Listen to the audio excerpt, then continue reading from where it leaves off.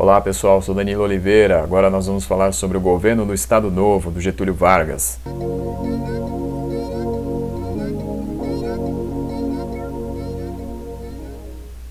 Há muito tempo atrás eu havia falado para vocês sobre o governo Vargas, né? Nós fomos até o ano de 37. Aí depois eu comecei a falar do contexto europeu, né, principalmente, entramos na Segunda Guerra Mundial e agora voltamos a falar do Brasil, aí no período de 37 a 45, o governo do Estado Novo do Getúlio Vargas.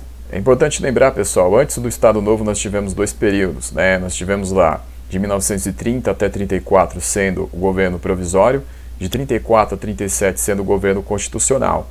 E aí em 37 então nós temos o início do Estado Novo. Então, em 10 de novembro de 1937, Vargas anunciou no rádio para todos no Brasil que tinham acesso ao rádio ouvirem que ele estava ali iniciando uma nova fase do seu governo, era a hora do Estado Novo, né? E por que isso estava acontecendo? A justificativa do Vargas era conter um golpe comunista, né? Então na hora foi isso que se falou. O general ali, Góes Monteiro, desde setembro, havia anunciado ali a descoberta de um plano comunista para tomar o Brasil, e aí que se deu o nome ali de Plano Cohen. Mais tarde se descobriu que era uma fraude, pessoal. Então o próprio Góes Monteiro, lá em 45, mais tarde vai revelar que isso foi uma fraude. Que na verdade o plano tinha sido escrito por Olímpio Mourão Filho, né, um general na época. E o Olímpio Mourão Filho, por sua vez, vai alegar que tinha escrito aí a pedido do Plínio Salgado, né, o líder da Ação Integralista Brasileira.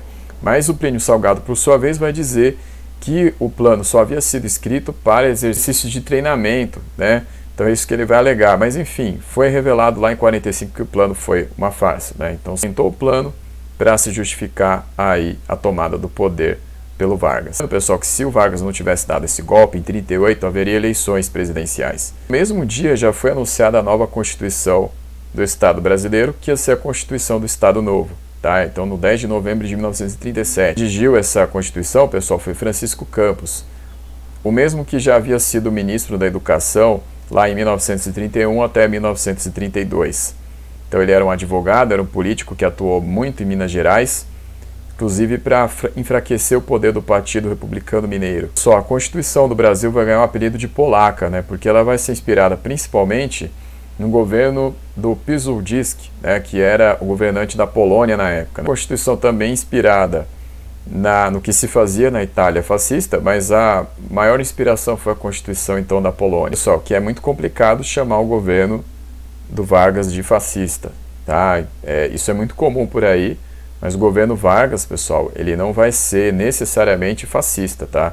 Ele pode ser no máximo chamado de proto-fascista, mas ele vai ter algumas diferenças, tá? Mas, por exemplo, não vai ter um partido que ligue a sua ação governamental com as massas, por exemplo, né?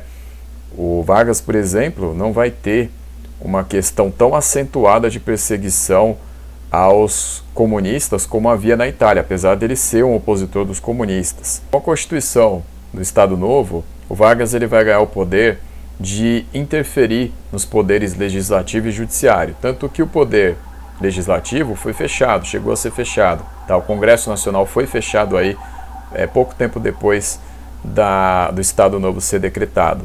Isso, pessoal, Vargas vai nomear interventores para os estados. Então o exemplo que nós temos aqui é o Adhemar de Barros, né, que foi nomeado interventor do estado de São Paulo aí nesta época. Ser uma oposição que o Vargas vai ter aos estados em si, né? Juntar todas as bandeiras ali dos estados e vai queimar. E aí vai erguer a bandeira do Brasil sobre as cinzas dessas bandeiras estaduais queimadas. O Vargas vai utilizar decretos-lei para governar. Então eram decretos automáticos, né? Então eram decretos, né, atos do presidente já com força de lei, sem necessidade de passar pelo Congresso. Por exemplo, ele vai usar isso para proibir o direito de greve, né? Então os trabalhadores eles vão ficar proibidos aí de exercer o seu direito. Ordenar também o fechamento do Congresso Nacional, como eu já falei antes, né? Então isso também foi fruto de um decreto-lei. A questão de nomear interventores para os estados fazia parte dos decretos-lei. O Vargas vai criar um departamento de imprensa e propaganda para poder justificar as ações do regime e também enaltecer as ações do regime. O departamento de imprensa e propaganda ele vai centralizar a propaganda do regime. O programa Hora do Brasil, que era um programa de rádio, era um programa veiculado para que Vargas chegasse a todas as residências e comércios do país, né? Onde houvesse um aparelho de rádio, haveria ali um momento no dia onde a voz do Vargas seria ouvida. Era a ideia de criar esta ligação nacional aí da figura do Vargas com o povo. O Departamento de Imprensa e Propaganda, o DIP, ele vai ser também responsável pela censura. Então todos os artistas intelectuais que fossem contrários ao governo Vargas seriam perseguidos, seriam presos e também muitas vezes torturados. O pessoal vai mobilizar intelectuais e artistas a favor do seu governo.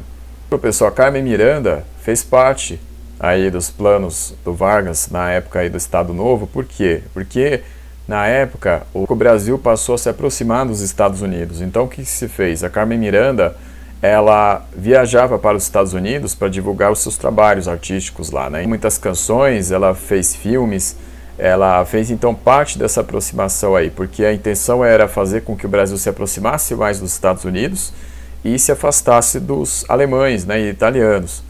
Então sempre houve ali aquela dúvida, né, se no momento da Segunda Guerra Mundial Vargas ia entrar na guerra ao lado do eixo, né? Então dessa forma aí os Estados Unidos conseguem fazer com que o Brasil fique do seu lado, né? Então a Carmen Miranda, na parte cultural aí do regime Vargas, no regime do Estado Novo, vai fazer parte disso.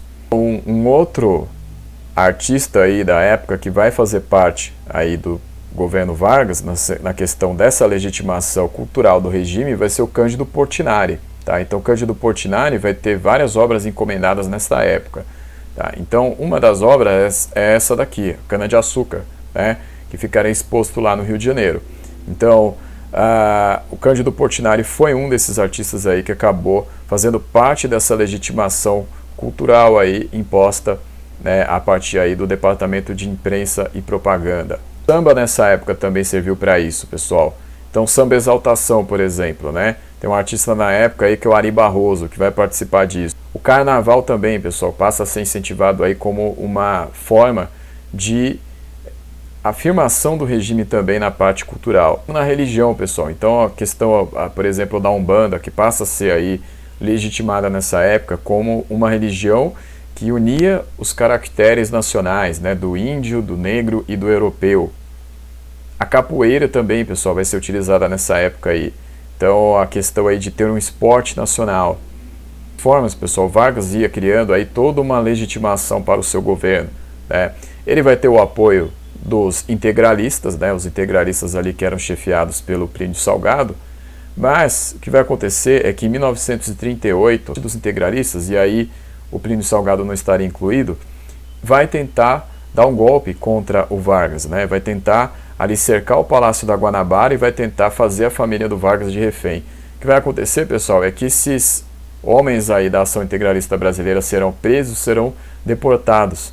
O Plínio Salgado não vai ser deportado porque ele não participou, mas aí a ação integralista brasileira vai ser proibida no Brasil a partir de 1938. Porque lá em 1935 a Aliança Nacional Libertadora, que tinha como presidente de honra lá o Luiz Carlos Prestes, tinha sido suspensa. A ação integralista brasileira começaram a interpretar aquilo como uma preferência do Vargas pelo seu lado, né, pelo lado dos integralistas, mas agora Vargas mostrava aí que também não estava do lado dos integralistas. Os integralistas deram apoio para o Vargas, mas agora Vargas vai aí suspender as atividades da ação integralista brasileira.